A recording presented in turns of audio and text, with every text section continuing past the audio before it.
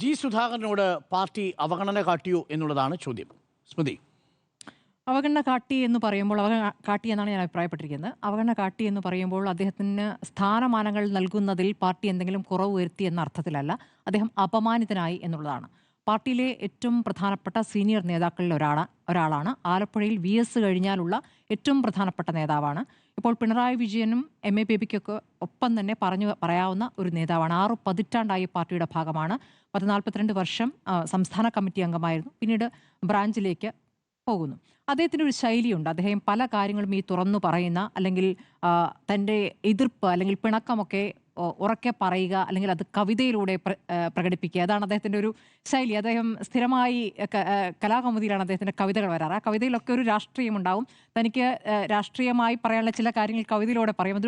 അത് കവിതയാണോ എന്നുള്ള വിമർശനമൊക്കെ അദ്ദേഹത്തിൻ്റെ വിമർശകർ പറയുന്നുണ്ട്. പക്ഷേ അദ്ദേഹം പറയാനുള്ള കാര്യങ്ങൾ കവിതയിലൂടെയൊക്കെ പറയുന്ന ഒരു രീതിയുണ്ട്. അത് അദ്ദേഹത്തിൻ്റെ ശൈലിയാണ്. അപ്പോൾ ജി സുധാകരൻ എന്ന നേതാവിൻ്റെ രാഷ്ട്രീയ ഒരു പ്രൊഫൈൽ എടുത്ത് നോക്കുകയാണെങ്കിൽ അദ്ദേഹം ചെറിയ കുട്ടിയായിരിക്കുമ്പോൾ തന്നെ കമ്മ്യൂണിസ്റ്റ് പാർട്ടിയുടെ ഭാഗമായതാണ്. EMSന്റെ കാലത്ത് തന്നെ വന്നാണ്. SFIയുടെ പഴയ രൂപമായ കേരള സ്റ്റുഡൻസ് ഫെഡറേഷൻ അദ്ദേഹം സംസ്ഥാന ജോയിന്റ് സെക്രട്ടറി ആയിരുന്നു. പിന്നീട് SFI രൂപീകരിക്കുമ്പോൾ SFIയുടെ സംസ്ഥാനത്തെ ആദ്യത്തെ പ്രസിഡന്റാണ് അദ്ദേഹം. അതാണ് അദ്ദേഹത്തിൻ്റെ പ്രൊഫൈൽ. പിന്നീട് അങ്ങോട്ട് അദ്ദേഹം ഈ പറയുന്ന അടിയന്തരാവസ്ഥ കാലത്തേക്ക് സമരങ്ങളിൽ പങ്കെടുത്തു. പിണറായി വിജയനെ പോലെ തന്നെ അടിയന്തരാവസ്ഥക്കെതിരായ സമരത്തിൽ പോലീസ് നടപടി മർദ്ദനമൊക്കെ ഏറ്റിട്ടുള്ള വ്യക്തി തന്നെയാണ് ജി സുധാകരൻ.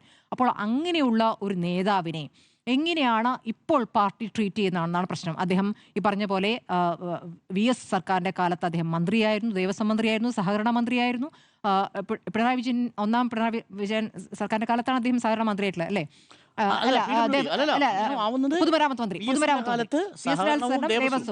പിന്നെ പൊതുമരാമത്ത് മന്ത്രി. അപ്പോൾ അദ്ദേഹം നല്ല പൊതുമരാമത്ത് മന്ത്രി എന്ന് മാത്രമല്ല, ഒരു തരത്തിലും അഴിമതിയുടെ കറയില്ലാത്ത, അഴിമതിക്കാർക്കെതിരെ കർശനമായ നടപടിയെടുക്കുന്ന ഒരു മന്ത്രി എന്ന നിലയ്ക്കും നല്ല മന്ത്രി എന്ന നിലയ്ക്ക് പേരെടുത്തിട്ടുള്ള വ്യക്തി തന്നെയാണ് അദ്ദേഹം. അപ്പോൾ മന്ത്രിസ്ഥാനം കൊടുക്കുന്നതിലൊന്നും ഒരു കുറവും ഉണ്ടായിട്ടില്ല. അദ്ദേഹത്തിനെ പരിഗണിക്കുന്ന അദ്ദേഹം ഈ 42 വർഷക്കാലം സംസ്ഥാന കമ്മിറ്റി അംഗമായിരുന്നു എന്നുള്ളത് അദ്ദേഹത്തെ അംഗീകരിക്കുന്നു പാർട്ടി എന്നുള്ള രൂപത്തിൽ തന്നെയാണ്. പിന്നെ VSുമായി ചേർന്ന VSന്റെ ഏറ്റവും അടുത്ത അനുയായി, VSന്റെ ഏറ്റവും അടുത്ത നേതാവായിരുന്നു അദ്ദേഹം ആലപ്പുഴയിൽ. പക്ഷേ കായംകുളത്തെ പരാജയത്തിന് ശേഷം അദ്ദേഹം ഒരു നിലപാട് മാറുകയും പിണറായി വിജയനോട് അടുക്കുകയും ചെയ്യുന്നു. പിന്നീട് പിണറായി വിജയനെ പാർട്ടി ആലപ്പുഴ പിടിക്കാൻ സഹായിക്കുന്നത് ജി സുധാകരനാണ്. അങ്ങനെയാണ് ബന്ധപ്പെട്ട വലിയ വിവാദങ്ങൾ. അതെ, അങ്ങനെയാണ് അദ്ദേഹം പാർട്ടി അവിടെ പിണറായി വിജയന് ആലപ്പുഴ പിടിക്കാൻ പറ്റുന്നത്. അത് ആ സമയത്ത് അങ്ങനെയായിരുന്നുള്ള സമവാക്യം.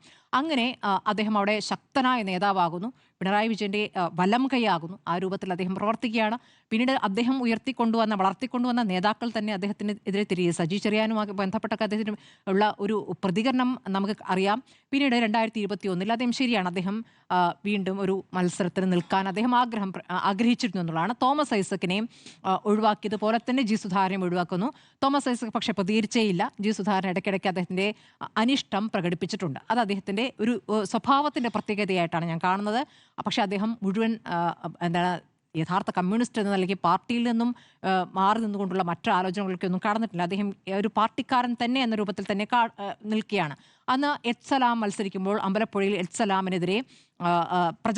സലാമിനുമായി ബന്ധപ്പെട്ട പ്രചാരണത്തിന് ഇറങ്ങിയിട്ടില്ല എന്നുള്ള ആരോപണം വരുന്നു. എച്ച് പാർട്ടിയിൽ പരാതി നൽകുന്നു. എന്നിട്ട് അന്വേഷണ കമ്മീഷൻ വരുന്നു. അന്വേഷണ കമ്മീഷൻ എളമരം കരീമും ഒപ്പം തന്നെ KJ തോമസും ചേർന്ന അന്വേഷണ കമ്മീഷനായിരുന്നു. ആ അന്വേഷണ കമ്മീഷനിൽ ജി സുധാകരനെതിരായ റിപ്പോർട്ടാണ് വരുന്നത്. ആ റിപ്പോർട്ട് പ്രകാരം അദ്ദേഹത്തിന് പാർലമെന്ററി വ്യാമോഹമുണ്ടെന്ന കണ്ടെത്തലാണ് വരുന്നത്. പക്ഷേ അദ്ദേഹം അതിനെ നിഷേധിക്കുന്നുണ്ട്. അദ്ദേഹം അതിനെതിരെയും സംസ്ഥാന കമ്മിറ്റിയിൽ പരാതിയൊക്കെ കൊടുക്കുന്നുണ്ട്. ഇതാണ് അദ്ദേഹത്തിൻ്റെ പാർലമെന്ററി മോഹവുമായി ബന്ധപ്പെട്ടുള്ള ഏറ്റവും ഒടുവിലത്തെ കാര്യം. അദ്ദേഹം ഇനി ഈ പറയുന്ന ബ്രാഞ്ചിലേക്ക് മാറ്റപ്പെട്ട ശേഷം ജില്ലാ നേതൃത്വം അദ്ദേഹത്തെ ട്രീറ്റ് ചെയ്തത് എങ്ങനെയെന്നുള്ളതാണ് ഏറ്റവും പ്രധാനപ്പെട്ട വിഷയം. പുന്നപ്ര വയലാർ വാർഷിക പരിപാടിയിൽ നിന്ന് അദ്ദേഹം ഒഴിവാക്കപ്പെട്ടതല്ല, പുറത്താക്കപ്പെടുകയായിരുന്നു. കാരണം 2025 ഒക്ടോബറിലായിരുന്നു അത്. അന്ന് അദ്ദേഹത്തെ കാണാൻ K നാസറും കേന്ദ്ര കമ്മിറ്റി അംഗം CS സുജാതയും ജില്ലാ സെക്രട്ടറി അംഗം M സത്യപാലും ഒക്കെ വീട്ടിലെത്തി കാണുന്നുണ്ട്. പക്ഷേ അതിനുശേഷം അദ്ദേഹത്തെ ആ പരിപാടിയിൽ പ്രാസംഗികരുടെ പട്ടികയിൽ നിന്ന് ഒഴിവാക്കിയാണ്. അതൊരു തരത്തിൽ അദ്ദേഹത്തിന് അപമാനമായി തോന്നുന്നു. ഇപ്പോൾ അദ്ദേഹം ഇപ്പോൾ ഇരിക്കുന്ന ഫേസ്ബുക്ക് പോസ്റ്റിൽ അദ്ദേഹം പറയുന്നുണ്ട്, അവിടെ അടിയന്തരാവസ്ഥയുടെ വാർഷികവുമായി ബന്ധപ്പെട്ട പരിപാടിയിൽ തൻ്റെ വീടിന് തൊട്ടടുത്താണ്, ആ പരിപാടിയിൽ നിന്നും തന്നെ ഒഴിവാക്കുന്നു എന്നുള്ളത് അദ്ദേഹത്തിന് വല്ലാതെ ഫീൽ ചെയ്ത കാര്യമാണ്. ഏറ്റവും ഒടുവിലാണ് ഒരു കാര്യം മനസ്സിലാക്കേണ്ടത്, ജി സുധാകരനുമായി ബന്ധപ്പെട്ട വിഷയങ്ങൾ വരുമ്പോഴോ ഒന്നും തന്നെ പ്രധാനപ്പെട്ട മുതിർന്ന നേതാക്കളൊന്നും ജി സുധാകരനെതിരെ പ്രതികരിച്ചിട്ടില്ല. MA ബേബിയുമായിട്ട് നല്ല ബന്ധമാണ്. പക്ഷേ MA ബേബി ഇപ്പോൾ ജനറൽ സെക്രട്ടറിയാണ്. MA ബേബി ആണോ ഈ പ്രശ്നം പരിഹരിക്കാൻ പോകേണ്ടത്? എന്താണ് കേട്ടില്ല? എന്താ സുനിൽ? MA ബേബിയുടെ അധ്യാപകനായിരുന്നു. അതെ, അധ്യാപന. അപ്പം MA ബേബിയുടെ അധ്യാപകനായിരുന്നു. അതെ അതെ. അപ്പൊ MA ബേബിയായിട്ട് നല്ല ബന്ധമാണ്. MA ബേബി അദ്ദേഹത്തെ പോയി കാണുകയൊക്കെ ചെയ്തിട്ടുണ്ട്. പക്ഷേ ഒരു പാർട്ടി ജനറൽ സെക്രട്ടറി ആണോ ഈ വിഷയങ്ങളൊക്കെ പരിഹരിക്കേണ്ടതെന്നൊരു വിഷയം നിൽക്കുന്നു. അതിനപ്പുറം പിണറായി വിജയനുമായി അടുത്ത ബന്ധമുണ്ട്. അപ്പോൾ ഈ ഏറ്റവും ഒടുവിൽ ഈ പാർട്ടി സെക്രട്ടറിയുടെ വാർത്താ സമ്മേളനത്തിലെ ആ ചിരിയാണ് ഒരു അപമാനമായി അദ്ദേഹത്തിന് തോന്നിയത്. മാധ്യമപ്രവർത്തകർ സ്വാഭാവികമായി ചോദിക്കുന്നു. കാരണം അദ്ദേഹം ഇപ്പോൾ കാലിന് വീണ് പരിക്കേറ്റ് കിടക്കുന്ന സമയത്ത് അദ്ദേഹത്തെ കാണാൻ ഒരു വിധത്തിൽ എല്ലാ രാഷ്ട്രീയ നേതാക്കളും പോയിട്ടുണ്ട്. അപ്പോൾ ഈ ജില്ലാ നേതൃത്വമായിട്ടുള്ള അദ്ദേഹത്തിന്റെ ഈ എതിരഭിപ്രായങ്ങൾ വരുന്ന പശ്ചാത്തലത്തിൽ അതിലൊക്കെ പല വ്യാഖ്യാനങ്ങളും ഉണ്ടായിട്ടുണ്ട്. അത് കോൺഗ്രസ് നേതാക്കൾ കാണാൻ പോകുന്നു, കേസ് കാണാൻ പോകുന്നു, കോൺഗ്രസിലേക്ക് ക്ഷണിക്കാനാണെന്ന് പറയുന്നു. ലീഗ് ഒരു പരിപാടി നടത്തിയപ്പോൾ ക്ഷണിച്ചിരുന്നു, അദ്ദേഹം അത് വിവാദമായപ്പോൾ ആ പരിപാടിയിൽ നിന്ന് വിട്ടുനിന്നു. അതെ, അദ്ദേഹം വിട്ടുനിന്നു. അതേപോലെ തന്നെ വേറെയും ചില BJP-കാരൊക്കെ വന്ന് ഗേറ്റിന്റെ അവിടെ വന്ന് കയറ്റിയില്ല കേട്ടോ അദ്ദേഹം. അത് പ്രത്യേകം ഓർക്കേണ്ട കാര്യമാണ്, അദ്ദേഹം അകത്തേക്ക് കയറ്റിയില്ല. അപ്പോൾ ഇങ്ങനെയുള്ള കാര്യങ്ങൾ നടക്കുന്നുണ്ട്. അപ്പോൾ ഈ കോൺഗ്രസിലേക്ക് പോകുമോ എന്നുള്ള ചർച്ചകളൊക്കെ അതിനുശേഷമാണ് ഇങ്ങനെ ഉയർന്നു വരുന്നത്. ഇപ്പോൾ കോൺഗ്രസ് വിസ്മയങ്ങൾ ഉണ്ടാകുമെന്ന് പറയുന്ന ഒരു കാലത്ത് ഈ തിരഞ്ഞെടുപ്പ് സമയത്ത്, അതാണ് തിരഞ്ഞെടുപ്പ് പടിവാതിൽക്കൽ എത്തി നിൽക്കുന്ന ഘട്ടത്തിൽ ഇപ്പോൾ G. സുധാകരൻ ഇങ്ങനെയൊരു പോസ്റ്റ് ഞാൻ പുതുക്കുന്നില്ല മെമ്പർഷിപ്പ് എന്ന് പറയുന്നത് ഒരു വലിയ തരത്തിലുള്ള വ്യാഖ്യാനത്തിന് ഇടയാക്കുകയാണ്. അദ്ദേഹം ഒരു സ്വതന്ത്രനായി നിൽക്കുമോ, കോൺഗ്രസ് പിന്തുണയ്ക്കുമോ, അങ്ങനെയൊക്കെ ഉണ്ടാകുകയാണെങ്കിൽ തന്നെ അതൊരു ആഫ്റ്റർ എഫക്റ്റ് എന്നുള്ളതിൽ പൊളിറ്റിക്കൽ ഇമ്പാക്റ്റ് എന്ന നിലയ്ക്ക് കാണാൻ പറ്റൂ. കാരണം പാർട്ടിയിലെ ഒരു സ്ഥാനം ആഗ്രഹിച്ച് അല്ലെങ്കിൽ ഒരു സ്ഥാനാർത്ഥിത്വം മോഹിച്ചുകൊണ്ട് അദ്ദേഹം പാർട്ടിയോട് മെമ്പർഷിപ്പ് പുതുക്കുന്നില്ല എന്നല്ല പറഞ്ഞത്, അദ്ദേഹം അപമാനിതനായിട്ടാണ് പുതുക്കുന്നില്ല എന്ന് പറഞ്ഞത്.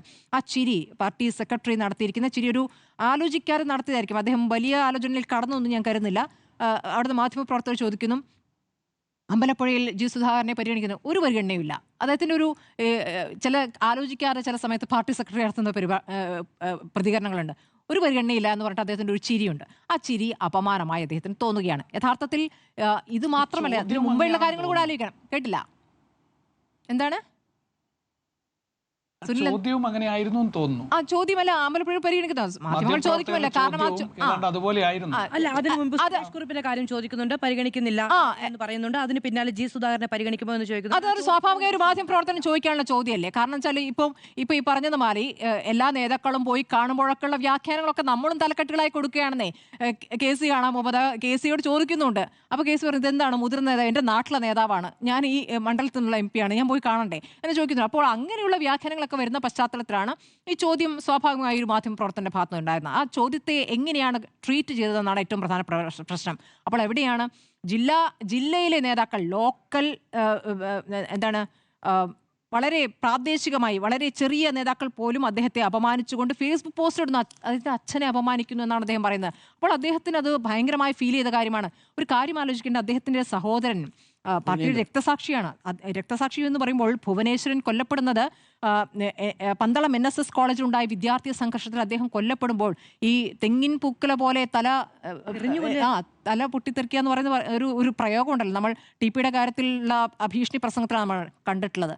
അതേ രൂപത്തിലാണ് അദ്ദേഹത്തെ എറിഞ്ഞു കൊല്ലുകയാണ്. അപ്പോൾ അത്രയും വേദന പാർട്ടിയുമായി ബന്ധപ്പെട്ട അങ്ങനെ രക്തസാക്ഷിയുള്ള ഒരു കുടുംബത്തിലെ ആലപ്പുഴയിലെ ഏക നേതാവാണ് ആ രൂപത്തിലുള്ള അങ്ങനെയുള്ളൊരു നേതാവാണ്. അപ്പോൾ ആ നേതാവിനെ എങ്ങനെയാണ് പാർട്ടി ട്രീറ്റ് ചെയ്യുന്നത് ഈ അവസാന കാലത്ത്? അദ്ദേഹം ഇനിയിപ്പോൾ സംസ്ഥാന കമ്മിറ്റിയിലേക്ക് വരണമെന്നും ആഗ്രഹിച്ചുകൊണ്ടോ ഇനിയിപ്പോൾ മത്സരിക്കാൻ ആഗ്രഹിച്ചുകൊണ്ടൊന്നും നിൽക്കുന്നൊന്നല്ല, നന്നായി ഒന്നും അപമാനിക്കാതെ ബഹുമാനത്തോടു കൂടി പെരുമാറാനുള്ള നിലപാടെടുത്തില്ല. മാത്രമല്ല ഈ പ്രാദേശികമായ നേതാക്കൾ ഈ തരത്തിൽ പെരുമാറുമ്പോൾ അതിൽ ഒരു തീരുമാനം വേണ്ടേ? അങ്ങനെ ചെയ്യരുത് എന്നൊരു നിർദ്ദേശം വേണ്ടേ?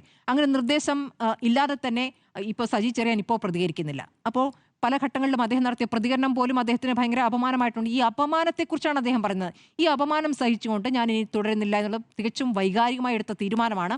ആ വൈകാരികമായ തീരുമാനത്തെ പരിഹരിക്കാൻ പാർട്ടിക്ക് കഴിയുള്ളൂ. പാർട്ടിയുടെ കോർട്ടിലാണ് ഇപ്പോൾ പന്തിരിക്കുന്നത്. പാർട്ടിക്കാണത് പരിഹരിക്കാൻ കഴിയുക. പക്ഷേ പാർട്ടി അത് പരിഹരിക്കുമോ എന്നുള്ളതാണ്. ഇപ്പോൾ AV ഗോപിനാഥുമായി ബന്ധപ്പെട്ട ചർച്ചകൾക്ക് പിണറായി വിജയൻ പോകുന്നുണ്ട്.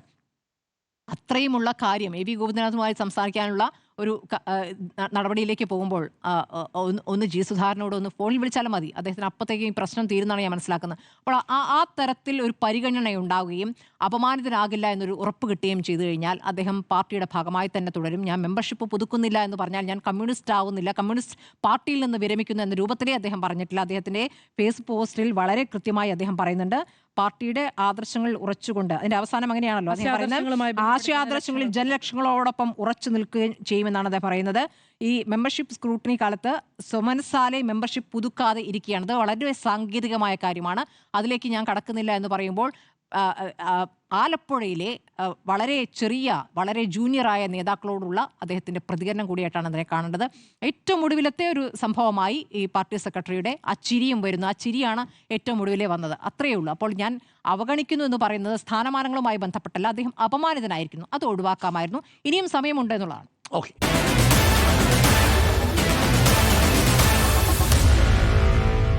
Meet the editors.